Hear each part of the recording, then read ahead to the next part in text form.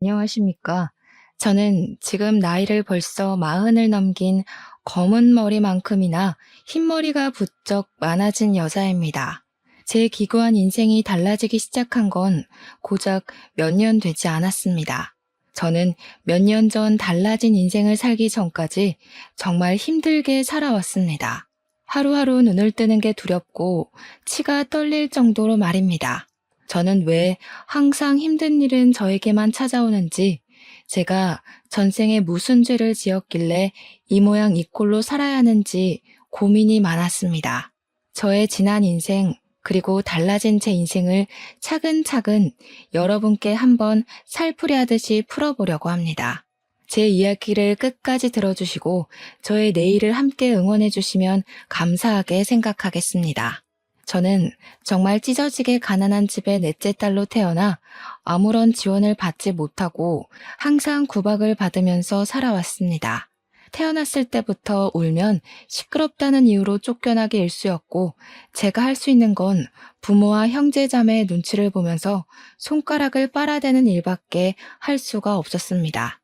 항상 구멍이 뚫린 옷을 감추며 입어야 했고, 밖에 나가서 뛰어논다는 건 상상도 할 수 없는 일처럼 여겼습니다. 저는 배가 고플 때도, 마음이 허전할 때도, 구박을 받을까 눈치를 볼 때에도 항상 엄지손가락을 쭈쭈 빨면서 구석에 쭈그려 앉아 있었습니다. 그래서 제 엄지손가락이 약간 기형의 형상을 띠고 있는데, 하도 손가락을 빨아버릇해서 모양이 휘어 이상하게 자란 것입니다. 정형외과에 일찍 가서 치료만 받았어도 제 손가락이 이렇게 이상한 모양으로 자라지 않았을 텐데, 우리 부모는 저를 병원에 데려가는 것을 사치라 여겼습니다. 그 시절이 이런 거 하나 고치지 못하는 낙후된 시대도 아니었는데도 말입니다. 우리 부모가 애를 5이나 낳은 건 아들이 필요해서가 아니었습니다. 그냥 피임에 무지했던 부모는 생기는 대로 아이를 낳아 키운 것이죠. 아니, 키웠다기보다는 낳아놓고 방치를 했다는 표현이 더 어울릴 것 같습니다. 차라리 아들을 낳고 싶어서 어쩔 수 없이 딸을 줄줄이 낳은 것이라면 처지가 덜 슬펐을 수도 있겠다 싶을 정도였습니다. 첫째 오빠는 어릴 때 열병을 심하게 앓는 바람에 소아마비가 와서 몸의 반쪽을 절면서 지내는 사람이었습니다. 몸이 자기 마음대로 움직이지 않았기에 상당히 소심하고 누구든 자기를 도와야 한다고 생각하는 피해의식에 사로잡혀 있는 인간이었습니다. 제가 다른 일을 하느라 첫째 오빠가 움직이려고 할 때 도와주지 못하는 날이라도 생기면 첫째 오빠는 이렇게 사느니 죽는 게 낫겠다면서 부모 앞에서 난동을 부렸습니다. 제일 처음 낳은, 그것도 아들의 입에서 그런 소리가 나온다고 부모는 항상 울면서 저와 다른 형제들을 타박하고 구박을 했습니다. 특히 막내였던 제가 집에 붙어 있었던 시간이 제일 많았기 때문에 부모는 항상 제 탓을 하면서 첫째 오빠를 잘 돌보라고 신신당부를 했습니다.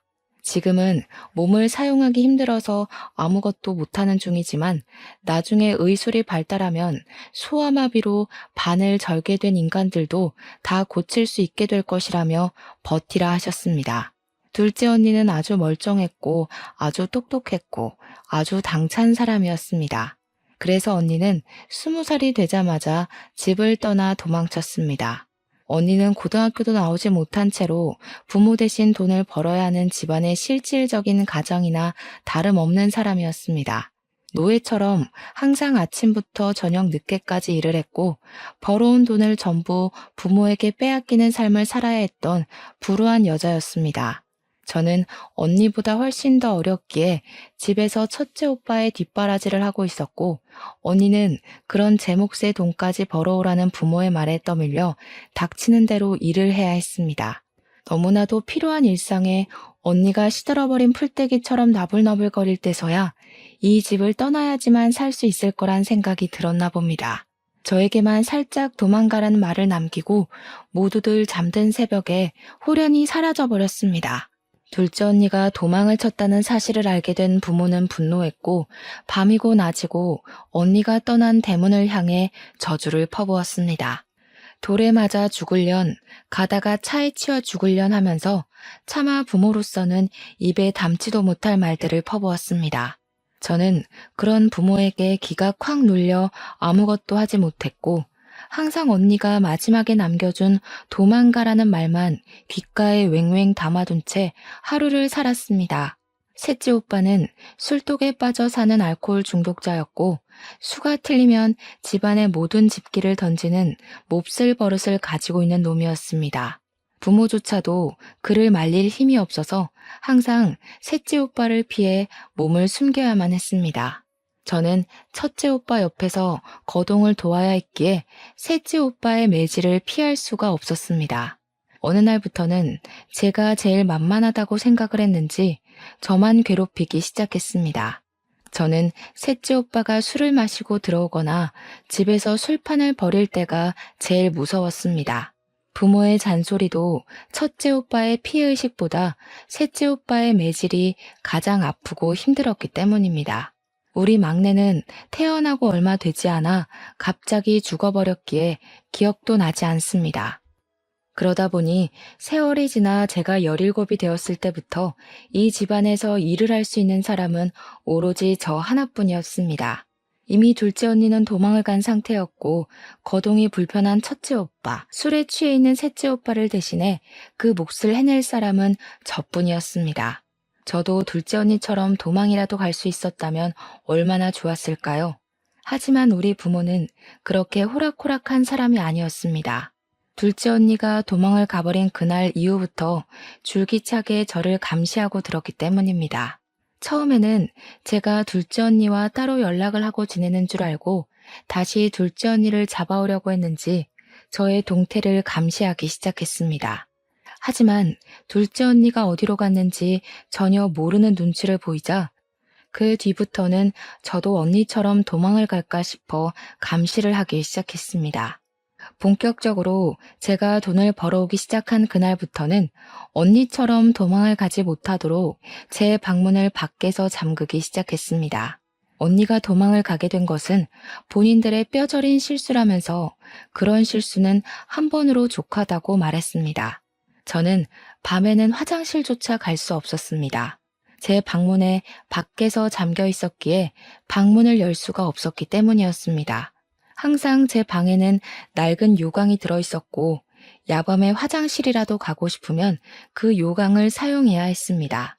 부모가 열어주지 않으면 방 밖으로 나갈 수 없었으니 아침에 일을 나가야 할 시간이 되어 문이 열리면 그제야 그 좁은 방을 탈출할 수 있었습니다.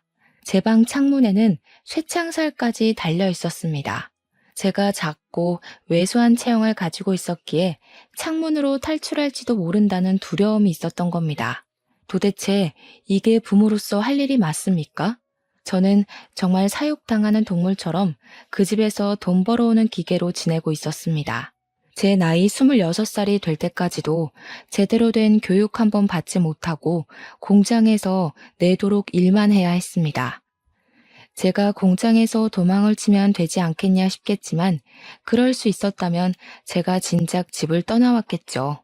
공장 주인이 부모님 친구분이셨는데 하루 종일 제 근처에 서서 제가 일하는 모습을 감시하곤 했었습니다. 그들에게 저는 언제든지 도망을 갈 수 있는 존재이기도 했고 배은망덕한 피가 흐르는 불손한 존재이기도 했습니다. 제 변명 같은 건 들을 생각도 없는 사람들이었고 부모는 저를 직접 출근시키고 직접 퇴근시키는 귀찮은 일을 하면서도 제가 도망갈까 쉬지 않고 감시를 했습니다. 공장에서 화장실을 갈 때도 항상 2인 1조로 다녀야만 했고요. 제가 힘듦을 토로할 때마다 더 열심히 하라는 채찍질만 저에게 돌아왔습니다. 그렇게 번 돈은 모조리 우리 부모의 통장으로 꽂혔기 때문에 제 주머니에는 떡볶이를 사 먹을 돈 1,000원도 없었습니다. 매일 똑같은 하루가 반복되다 보니 오늘이 무슨 요일인지도 모르고 살던 어느 날 저에게 뜻밖의 기회가 찾아오게 되었습니다. 공장을 사찰하러 온 본사 직원의 눈에 제가 딱 들어오게 되었던 것입니다. 근속도 매우 좋고 야근이고 특근이고 빠짐없이 참여하고 공장에서 저만큼 오랜 시간 꾸준히 일을 했던 사람도 없었던 것입니다. 제 나이 17살 때부터 일을 시작했으니 10년이나 단 하루도 쉬지 않고 근속을 이어간 아주 성실한 인재였던 것입니다. 그러니 본사 직원이 제 근속을 보고 스카우트 제안을 해온 것입니다. 월급을 올려줄 테니 수도권으로 올라올 생각이 없냐는 것이었습니다. 월급이 지금보다 오른다 한들 제 주머니 속으로 들어오는 것이 아니었기에 제겐 그리 솔깃한 제안은 아니었습니다. 특히 우리 부모는 제가 도망을 가기라도 할까봐 죽어도 안 된다고 했는데 본사 직원은 이상하게도 저에게 집착을 하기 시작했습니다. 본사 직원이 뭐가 아쉬워서 저를 자꾸 데리고 가려고 하는지 이해할 수 없었는데 저도 하루 이틀 생각을 해보니까 본사로 가게 된다면 이 지긋지긋한 생활을 청산할 수 있을 것 같았습니다. 일단 부모의 감시를 피하기 훨씬 쉬워질 테고 부모의 두려움처럼 제가 도망을 갈 수 있는 틈이 생기지 않을까 싶었던 것입니다.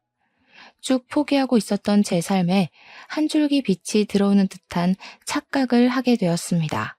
저는 본사 직원에게 몰래 가고 싶은 마음이 있으니 우리 부모를 조금만 더 설득해달라고 부탁을 했고 본사 직원은 의아해하면서 저희 집을 방문했습니다. 제 의지만 있으면 충분히 수도권 공장으로 옮길 수 있는데 왜 그 나이를 먹도록 부모의 허락이 필요하다고 하는 건지 이해를 하지 못한 것이겠죠. 하지만 본사 직원이 집을 방문해서 부모에게 이야기하러 왔다가 집안 꼴을 보고 무척이나 놀란 것입니다. 술에 취해서 부모도 못 알아보는 둘째 오빠와 몸이 병신인 첫째 오빠, 거기다가 제 방문 바깥에 달린 걸쇠를 보고 얼굴이 점점 굳어가더군요. 당연히 제가 학대를 당하고 있다고 생각을 했던 본사 직원은 바로 경찰에 신고를 했고 경찰이 집에 방문해서 제 방의 걸쇠와 제 방 창문의 쇠창살을 보고 사진을 찍더군요. 제 증언을 토대로 제가 오랜 시간 학대를 당하고 있었다 판단한 경찰은 부모를 고소하자고 했고 저는 든든한 그들을 방패 삼아 부모를 고발하게 되었습니다. 하지만 우리 부모는 예상보다 훨씬 뻔뻔한 사람이었습니다. 재판부에서도 저의 편을 들어주지 않아 감옥에 가지 않고 집행유예로 풀려나게 되었어요. 꼼짝없이 그 집에 갇히게 되겠구나 하고 생각했으나 한 가지 다행인 건 저에 대한 접근 금지 조치가 취해졌다는 것이었습니다. 하지만 우리 부모의 협박은 계속되었습니다. 저와 접근을 할 수 없으니 꾸준히 다른 사람을 통해 수도권으로 올라간다 하더라도 돈을 보내라는 협박을 했습니다. 돈을 보내지 않으면 어떻게 해서든 저를 찾아가 죽여버릴 거라며 협박을 했습니다. 저는 오랜 시간 정서적 학대를 받아왔기에 그런 부모가 무서웠고 시키는 대로 꼼짝없이 할 수밖에 없었습니다. 수도권 공장 기숙사에 들어와 일을 하면서 모아둔 돈은 하나 없었고 밥 한 끼를 사 먹을 돈이 없는 날이 많아서 점심은 공장에서 주는 밥을 먹고 저녁은 물로 배를 채우면서 일을 했습니다. 회식하는 날만큼 즐거운 날이 또 없었죠. 그렇게 28살이 되었을 때 공장 직원 중 한 명이 저를 빤히 지켜보는 듯한 착각이 들었는데 어느 날 저에게 말을 걸더라고요. 혹시 제가 사채를 쓴 건가 싶어서 도울 일이 있을까 해서 말을 걸었다고 하더라고요. 왜 밥을 먹지 않는 거냐고 공장에서 지급하는 점심밥만 먹지 않냐고 하더라고요. 저는 솔직히 부끄러워서 아무 말도 할 수 없었습니다. 공장에서 받는 돈이 꽤 되는데도 불구하고 돈이 없어서 물배를 채운다는 말을 어떻게 하겠습니까? 제가 고개를 푹 숙이고 있자 저녁을 든든하게 먹어야 잠도 잘 오는 거라면서 저에게 고기를 사주겠다고 하더라고요. 퇴근하고 공장 앞에 있는 삼겹살 집에 데려가서 밥을 사주시는데 너무나도 감사하더라고요. 그분은 저보다 4살이 많은 남자 선배였는데 저에게 밥을 사주시면서 하는 말이 몇 개월간 제가 자꾸 눈에 밟혀서 저를 지켜봤다고 하더라고요. 저는 남에게 관심이라는 걸 받아본 게 처음이었던지라 너무나도 그 작은 관심이 좋아서 술을 마시고 제 이야기를 줄줄 늘어놓기 시작했습니다. 그러니 깜짝 놀라면서 접근 금지인데다가 찾아올 수도 없는 사람이니 겁을 먹지 말라고 걱정하지 말라고 하더라고요. 돈을 안 붙여도 되지 않겠냐고 기숙사 자체도 외부인이 들어올 수 없으니까 급여 통장부터 바꿔버리라고 했습니다. 제 노력으로 번 돈을 왜 가족에게 전부 쏟아붓고 있냐고 그렇게 한다고 한들 그 사람들이 감사할 것 같냐고 하면서 미련하다 하더라고요. 제 통장이랑 카드를 부모가 들고 있다고 하니 통장을 새로 발급받아서 급여 통장을 바꾸면 된다고 어려운 일이 아니라고 했습니다. 저는 부모가 원하는 대로만 살아왔기 때문에 그런 사실을 하나도 몰랐던 것이었습니다.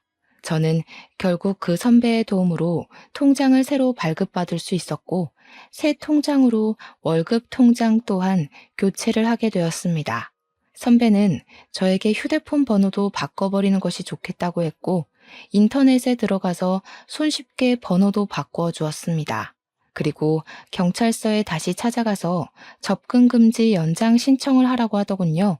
저는 접근금지 연장 신청이라는 게 있는지도 몰랐기 때문에 경찰서에 찾아가 이것저것 물어보았고, 학대 이력과 집행유예 기간을 인정받아 접근금지 기간을 연장시킬 수 있었습니다. 그 모든 일이 일사천리로 이어지자 부모는 공장으로 전화를 해서 저를 당장 바꾸라고 고향으로 내려오게 하라고 난리를 쳤습니다. 하지만 부모의 생때는 저에게나 통했던 것이지 남들에게는 그냥 정신 나간 진상인간들로밖에 보이지 않았던 것입니다. 제가 처한 상황을 미리 공장 측으로 말을 해두고 본사 직원이 경찰서에 신고를 했던 이력과 소문이 공장에 떠돌고 있었기에 부모가 저에게 직접적으로 연락할 수 있는 방법은 존재하지 않았습니다. 거기다가 접근금지 명령을 어기게 되면 집행유예 기간이라 가중처벌을 받을 수 있어서 부모가 함부로 절 찾아오지 못했습니다. 하지만 우리 불도저 같은 부모는 몇 번이나 공장 앞으로 저를 찾아왔어요. 물론 저를 만나지는 못했습니다. 공장 특성상 관계자 이외에는 출입이 금지되어 있었기 때문에 부모는 허공에 대고 제 욕을 하고 사라지는 일밖에 할 수 없었네요. 월급날 저는 처음으로 제 통장에 찍힌 260만 원을 보고 너무 놀라서 눈물을 줄줄 흘렸습니다. 저는 그 돈을 어떻게 써야 하는지도 몰라서 그냥 제가 너무너무 먹고 싶었던 떡볶이를 사 먹었습니다. 시장에서 파는 2,000원짜리 떡볶이 말고 2인분에 12,000원이나 하는 즉석 떡볶이를 저를 도와준 선배와 함께 가서 사 먹었습니다. 선배는 저에게 참으로 힘들게 살았겠다면서 그동안 고생했다고 저의 처지를 안타까워하면서 위로도 해주었습니다. 본인은 홀어머니와 둘이 살고 있는데 자기도 참 힘들게 살았었던 과거가 있어서 제가 사채 빚에 쪼들리고 있는 줄 알았다고 했습니다. 지금은 물론 빚도 다 갚았고 홀어머니가 운영하는 식당 장사가 무척이나 잘 되고 있어서 여유 있게 살고 있긴 하지만 과거를 생각하면 치가 떨릴 정도로 힘들었다고 하더라고요. 공장에서 일한 지 오래됐죠? 네, 저 이제 12년 차예요, 벌써. 와, 엄청 동안이네. 그러면 나이가 32살? 나랑 동갑이라고요? 나보다 어리다고 하지 않았어요? 네, 저 28살이에요. 제가 공장에서 17살 때부터 일을 했거든요. 17? 학교도 안 다니고 공장에서 일을 했단 말이야? 어떻게 부모라는 탈을 쓰고 그런 기본 교육까지 못 받게 하고 돈이 뭐라고 그 어린 학생을 공장에 취직을 시켜서 이 나이 먹도록 착취를 할 수가 있어. 선배는 마치 자기 일처럼 화를 내주었고 저는 그게 고맙기도 하고 속이 시원하기도 해서 눈물이 절로 났습니다. 타인에게 받은 따뜻한 온정이라 너무 좋았어요. 저는 자연스럽게 선배와 어울려 다니기 시작하면서 선배에게 동료 그 이상의 감정을 느끼기 시작했습니다. 제가 어릴 때부터 잘 먹지 못해서 엄청 말랐었는데 선배는 제가 살이 쪄야 한다고 공장 근처에 맛집이 엄청 많은 거 알고 있냐며 물어보시더라고요. 사실 저는 뭘 먹어도 너무너무 맛있었거든요. 그래서 맛집을 잘 모른다고 하니까 저를 데리고 이 집 저 집 다니면서 맛있는 걸 찾아 먹여주기 시작했습니다. 세상에 어디서도 못 본 맛있는 음식들이 너무 많더라고요. 저는 살도 점차 오르기 시작했고 얼굴 때깔도 고와지기 시작했습니다.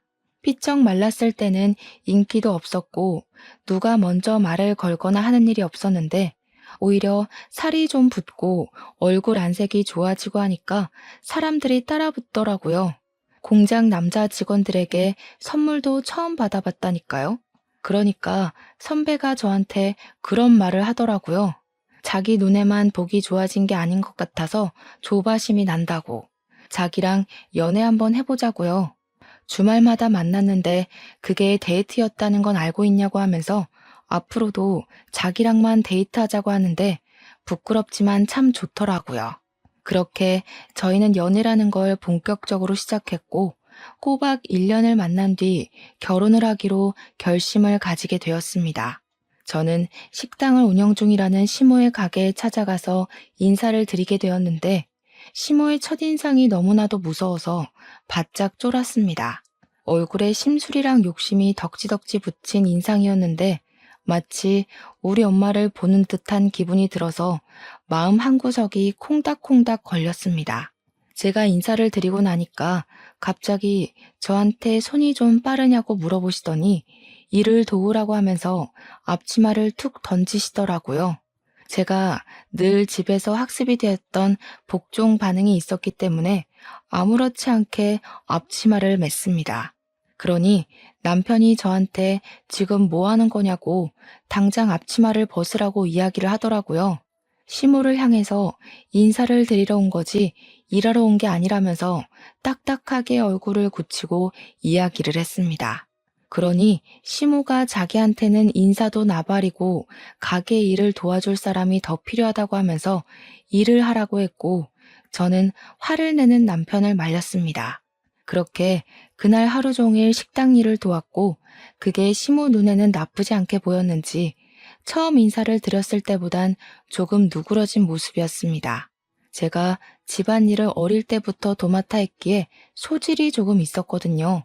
둘째 언니가 돈을 벌러 나간 이후부터 집안일은 모두 제 몫이었으니까요. 식당 일이 모두 끝나고 나서야 남편은 저와 결혼을 하려고 찾아온 거라고 했고 시모는 그때부터 본격적으로 저희 집 호구 조사를 시작하셨습니다.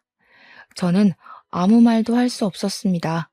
저에게 가족은 두 번 다시는 만나고 싶지 않은 사람들이었기 때문에 딱히 설명할 말이 없었던 것입니다.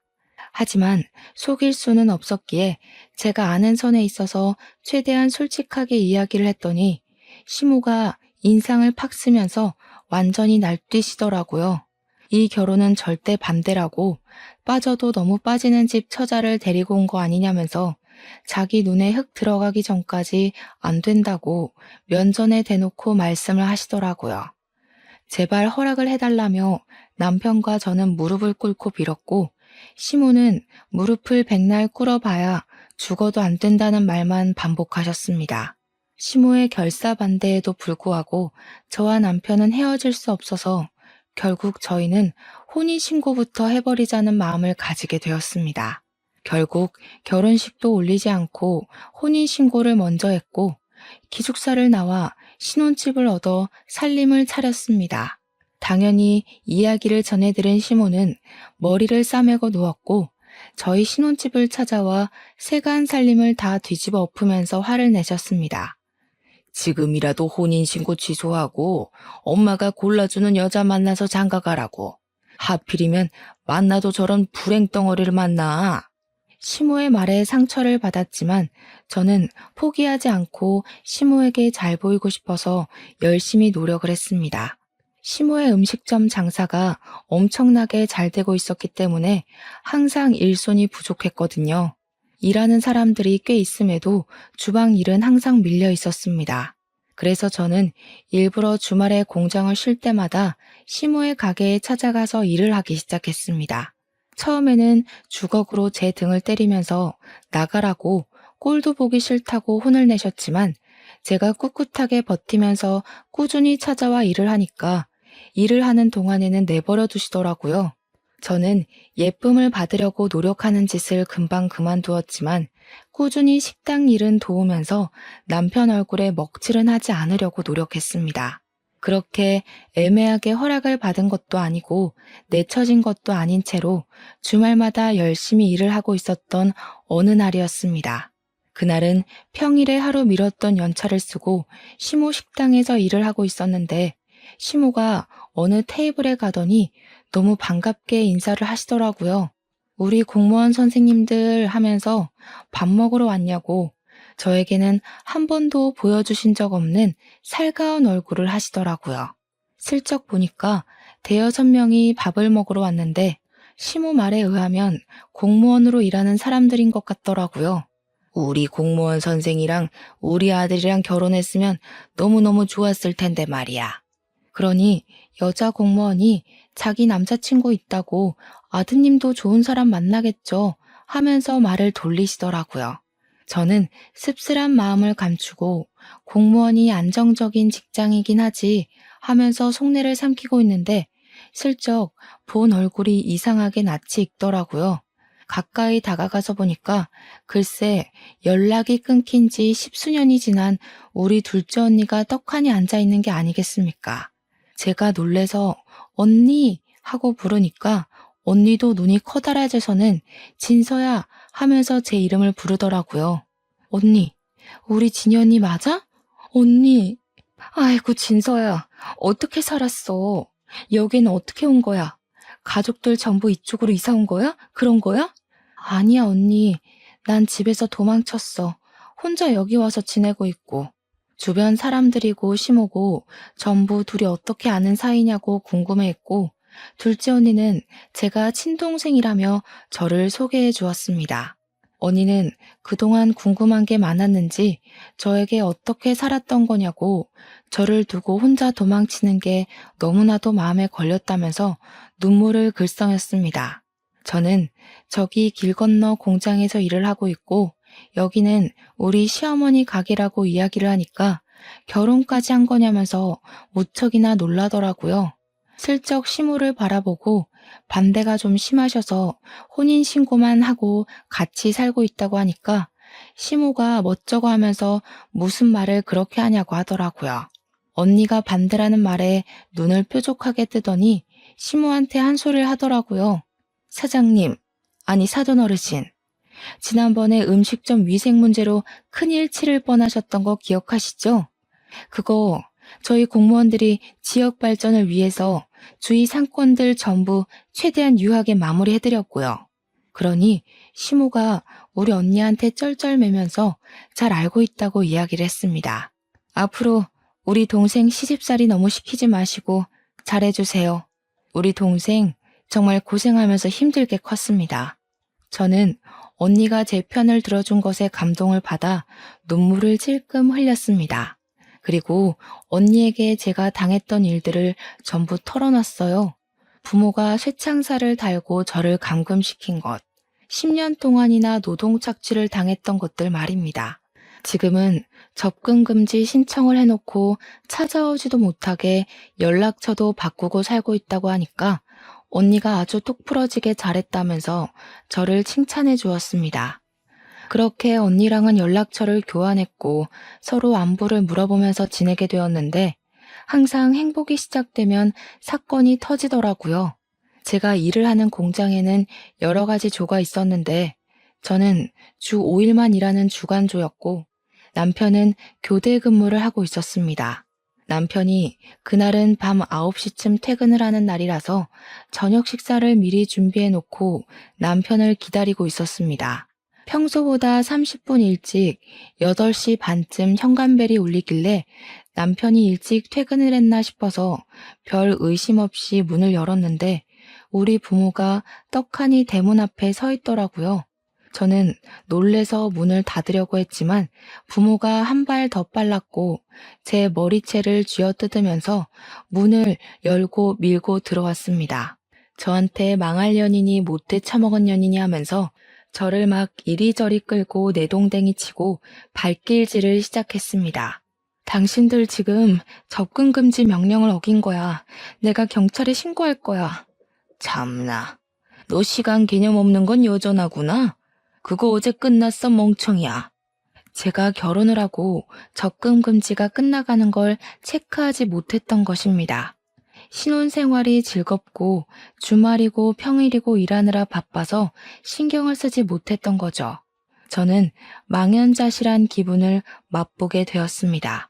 미리미리 연장을 했어야 했는데 제가 너무 바보같이 행복감에 젖어 지냈던 것이었죠. 너 혼자 이런 집에서 잘 먹고 잘 살면 장땡인 줄 알아? 너 부모가 네 오빠들이 어떻게 지내는지도 모르고. 그러지 말고 당장 짐 싸. 당장 내려가게. 도대체 내가 여기서 지내는 건 어떻게 알고 찾아온 거야? 등본만 떼도 싹 다 나오는 걸 아직 모르고 살았니? 내가 가긴 어딜 가. 여기가 내 집이야.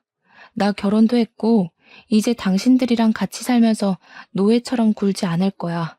나도 내 인생을 살 거라고.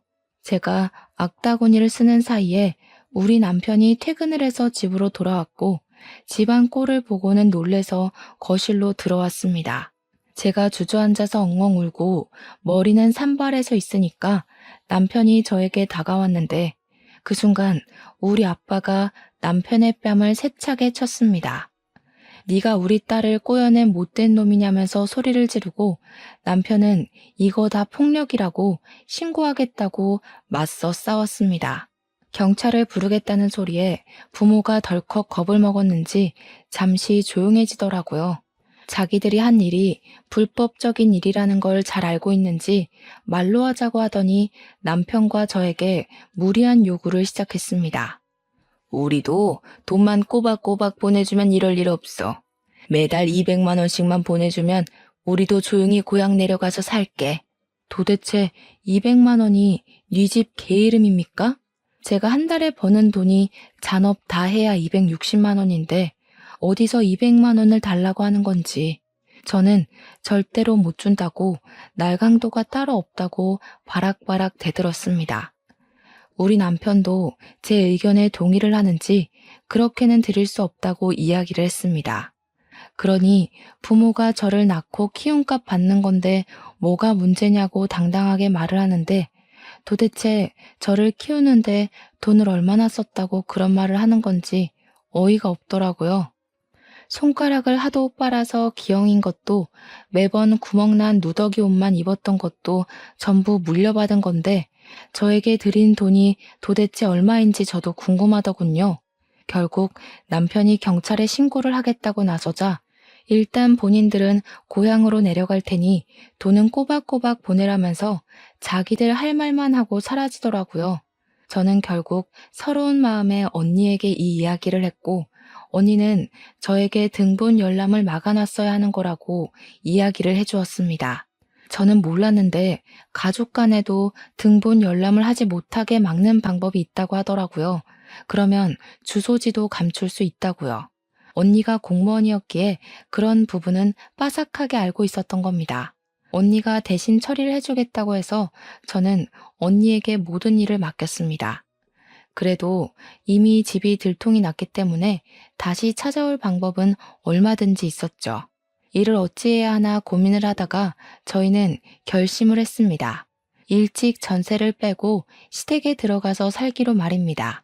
시모는 저를 보면서 별 지랄을 다 하게 만든다고 구박을 주었지만 저희가 먼저 살아야 하지 않겠습니까? 언제든지 부모가 저를 찾아와서 난동을 부릴 수 있다는 불안감을 가지고 살고 싶지 않았습니다. 그렇게 몇 주간 조용히 지내는 듯 했는데 제가 돈을 보내지 않자 부모가 또 찾아오고 말았습니다. 집을 찾아가도 사람 사는 냄새가 나지 않자 저희가 어디에 사는지를 알아내기 위해서 공장 앞에서부터 대기를 타고 미행을 하기 시작했던 것입니다.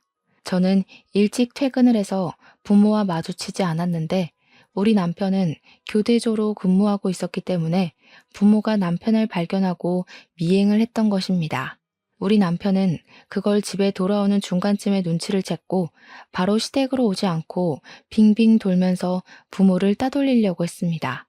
그러다가 결국 차도 앞에서 미행을 눈치챈 남편을 붙잡고 돈을 내놓으라며 실랑이가 벌어지게 되었던 것입니다. 우리 아빠가 계속해서 돈을 못 주겠다고 강짜를 부리자 열이 받아 남편을 확 밀쳤는데 그대로 도로에 떠밀리면서 사고가 난 것입니다. 신고를 받고 쌩하게 달려오던 큰 트럭에 우리 남편이 받치게 되었고 놀란 사람들이 119에 신고를 해서 긴급으로 이송이 되었지만 결국 그대로 눈을 감게 됐어요. 그곳이 큰 도로였고 트럭 운전수를 비롯해서 길거리에 있던 사람들이 전부 목격한 사실을 증언을 해주었습니다. 우리 부모는 상해죄가 아닌 살인죄로 재판을 받게 되었고 남편을 밀쳐서 사망하게 한 아빠는 징역 30년형을 받았습니다.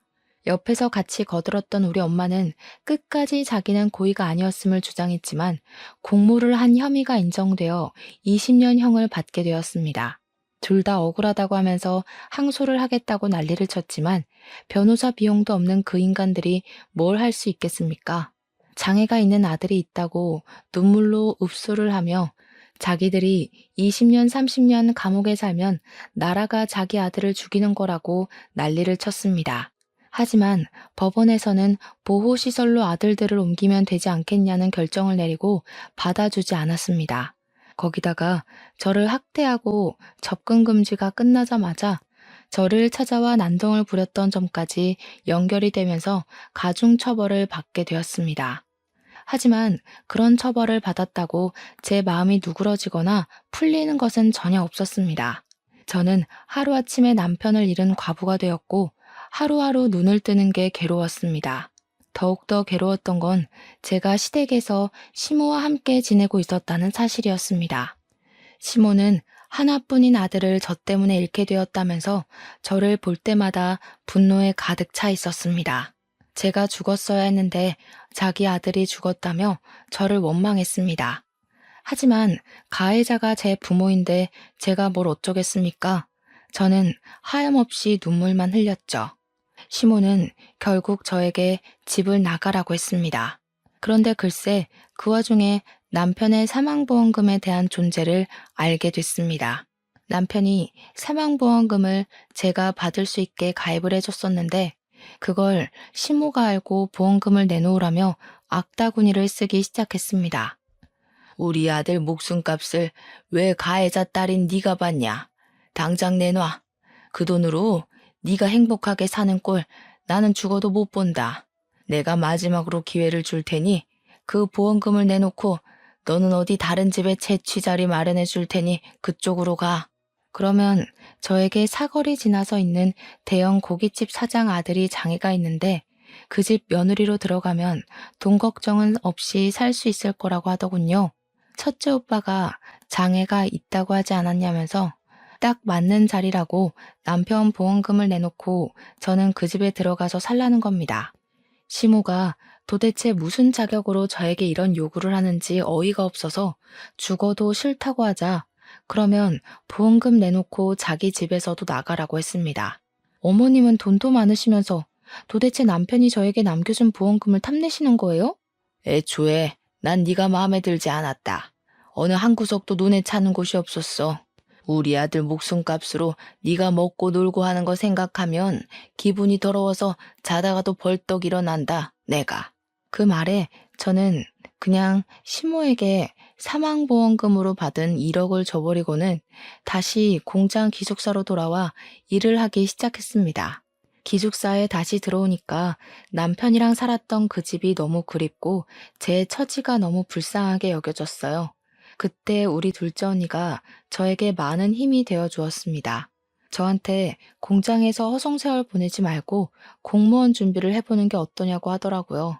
새로운 거에 도전하면 회복이 될지 안 될지 어떻게 알겠냐고 하면서 도전을 해보라고 하길래 저는 냅다 족쇄 같은 공장을 그만두게 되었습니다. 근속 연도가 꽤 있었기에 퇴직금 받은 걸로 작은 방을 하나 구해서 언니의 조언대로 공무원 시험 준비를 시작했습니다. 제가 고등학교도 졸업하지 못한 중졸이었기에 공부하는 게 정말 쉽진 않았습니다. 그렇게 1년간 검정고시 준비를 했고 공무원 시험을 3년이나 준비를 한 뒤 결국에는 당당하게 합격을 하게 되었습니다. 지방직으로 합격을 했던 터라 저는 전라도 순창에 있는 작은 동사무소에 발령을 받게 되었고 저는 또다시 타지로 떠나게 되었습니다. 36의 나이에 신입으로 일을 한다는 게 참 힘들었지만 정이 많은 사람들 덕분에 보람이 차기도 했습니다. 그렇게 나이가 40을 넘기고 저는 그 마을에 완벽하게 적응을 해서 열심히 봉사도 다니고 일도 하면서 하루를 바쁘게 살았습니다. 언니와는 간간히 연락을 하고 지냈고 여전히 그 동네에서 살고 있는 언니에게 많은 이야기를 듣게 되었습니다. 제가 제일 놀랐던 이야기는 시모의 식당에 불이 나는 바람에 갑자기 식당이 사라지고 어느 날부터 시모 또한 보이지 않는다는 이야기였습니다.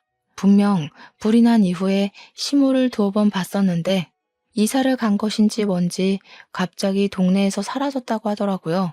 저는 궁금한 마음에 찾아가 볼까 생각을 하기도 했지만 저에게 그다지 좋았던 사람은 아니라서 그런 수고를 하진 않았습니다. 어느 날 지자체 프로그램으로 치매 요양원에 봉사를 하러 가게 되었는데 전라도 광주에 있는 요양원이었습니다. 요양원 할머니들의 영정 사진을 미리 찍어주는 봉사였는데 한 분 한 분 머리를 정리하고 사진을 찍으려던 순간이었어요. 아니 웬걸 저희 시모가 떡하니 있는 게 아니겠습니까? 너무 놀란 나머지 꾸민 장비를 죄에 놓치고 말았죠. 경기도에 있어야 할 시모가 왜 전라도에 있는지도 궁금했습니다. 요양보호사에게 물어보니까 이야기를 해주더군요. 김할머니요? 치매로 보호소를 전전긍긍하다가 여기로 오게 되었다고 하더라고요. 가족도 없고 며느리가 하나 있다고 하던데 등본 열람도 안 되게 해놔서 연락도 못했고요. 그 며느리가 바로 저 아니겠습니까? 시모가 치매라는 것도 너무나도 놀라웠습니다. 증상이 꽤 심해서 아예 기억을 못한다고 하더라고요. 저는 시모에게 다가가서 혹시 저를 알아볼까 싶어서 물어보았습니다. 혹시 저 알아보시겠어요? 너, 자개장, 자개장. 건드리지 마. 너 자개장. 저는 자개장을 외치는 시모의 증상이 정말 심하구나 싶었습니다. 그런데 갑자기 시모가 까만 동공으로 저를 빤히 보더니 누구세요? 누구세요? 하더라고요. 참 치매라는 게 무서운 거더군요. 한편으로는 짠한 마음도 들었고요. 32살부터 40이 훌쩍 넘은 시간까지 남편을 묻고 잘 살고 있었다고 생각했는데 시모를 보니까 또 남편 생각이 나더라고요. 치매로 모든 걸 잊게 된 시모가 부럽기도 했습니다.